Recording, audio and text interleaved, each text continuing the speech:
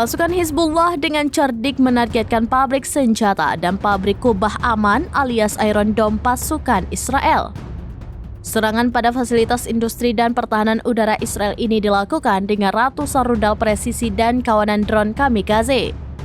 Sejak beberapa minggu terakhir, Hizbullah kian menunjukkan tajinya dan memamerkan kekuatan persenjataan presisi yang mereka miliki. Dalam serangannya, Hizbullah memprioritaskan serangan pada sasaran militer ketimbang sasaran sipil.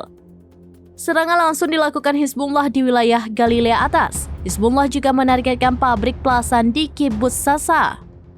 Pabrik ini terkenal dengan pembuatan baju besi untuk kendaraan operasional IDF serta untuk militer asing. Hizbullah secara berkala berusaha menyerang industri pertahanan penting di wilayah utara seperti Davi Institute di Kiryat Yam, bagian dari raksasa pertahanan Israel Rafael dan fasilitas lain yang memproduksi persenjataan di seluruh Galilea.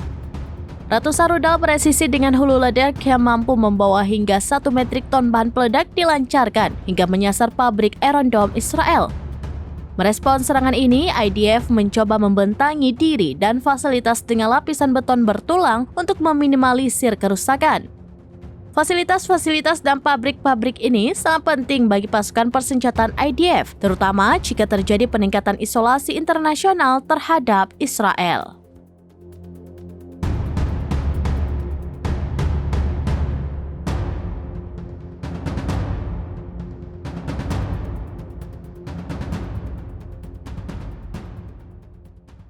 Download Tribun X sekarang, menghadirkan lokal menjadi Indonesia.